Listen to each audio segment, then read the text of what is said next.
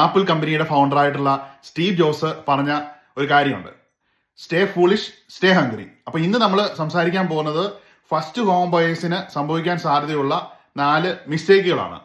First time home ബയേഴ്സിന് സംഭവിക്കാൻ സാധ്യതയുള്ള ഒരു പ്രധാന കാര്യം എന്ന് പറഞ്ഞു കഴിഞ്ഞാൽ നോട്ട് നോയിങ് യുവർ നമ്പേഴ്സ് എന്നുള്ള ഒരു കാര്യമാണ്.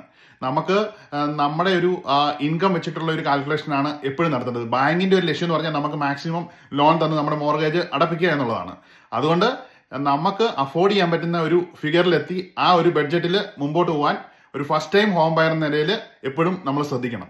രണ്ടാമത്തെ കാര്യം എന്ന് പറഞ്ഞാൽ സ്കിപ്പ് ദി ഇൻസ്പെക്ഷൻ നടത്താതെ പെട്ടെന്ന് വീടിന്റെ കാര്യങ്ങളിലേക്ക്, വീടിന്റെ ക്ലോസിംഗ് കാര്യങ്ങളിലേക്ക് ചിലപ്പോഴൊക്കെ ആൾക്കാർ പോകും.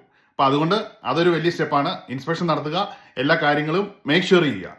മൂന്നാമത്തെ ഒരു മിസ്റ്റേക്ക് ആയിട്ട് ഫസ്റ്റ് ടൈം ഹോം ബയേഴ്സിന് സംഭവിക്കാൻ സാധ്യതയുള്ളത് ഇഗ്നോറിങ് ദി നെയ്ബർഹുഡ് എന്നുള്ളൊരു കാര്യമാണ്. നമ്മൾ ക്യൂട്ടായിട്ടുള്ള ഒരു ഹോം നമ്മൾ കാണുകയും ഇഷ്ടപ്പെടുകയൊക്കെ ചെയ്യും. അപ്പൊ അതുപോലെ തന്നെ നമ്മൾ അടുത്തുള്ള സ്കൂളുകൾ, അതുപോലെ അവിടുത്തെ ക്രൈം റേറ്റുകൾ, നെയ്ബർഹുഡിന്റെ കാര്യങ്ങളെല്ലാം നമ്മൾ ഫസ്റ്റ് ടൈം ഹോം ബയർ എന്ന നിലയിൽ ശ്രദ്ധിക്കണം.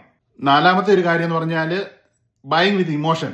നമ്മൾ ഇമോഷണലി ഒരു ഡിസിഷൻ എടുക്കാതെ നമ്മൾ ചിന്തിച്ച് ലോജിക്കലായിട്ടുള്ള ഒരു തീരുമാനം എടുക്കാൻ വീട് മേടിക്കുമ്പം പ്രത്യേകിച്ച് ശ്രദ്ധിക്കണം. നമുക്ക് ഒരു വീട് കാണുമ്പോഴത്തേക്കും നമുക്ക് ഇമോഷണലി ഒരു ഇഷ്ടം തോന്നും, അല്ലെങ്കിൽ നമുക്ക് ഒരു നെയ്ബർഹുഡ് കാണുമ്പോഴത്തേക്കും നമുക്ക് ഒരു ഇഷ്ടം തോന്നും. അപ്പൊ അങ്ങനെ ഒരു ഇമോഷണലി തീരുമാനം എടുക്കാതെ ലോജിക്കലായിട്ടുള്ള തീരുമാനം എടുക്കാൻ ഫസ്റ്റ് ടൈം ഹോം ബയർ എന്ന നിലയിൽ നമ്മൾ പ്രത്യേകം ശ്രദ്ധിക്കണം. അപ്പൊ ഇത്തരത്തിലുള്ള കോമൺ ആയിട്ടുള്ള മിസ്റ്റേക്ക് ആണ് ഫസ്റ്റ് ടൈം ഹോം ബയേഴ്സിന് സംഭവിക്കാൻ സാധ്യതയുള്ളത്.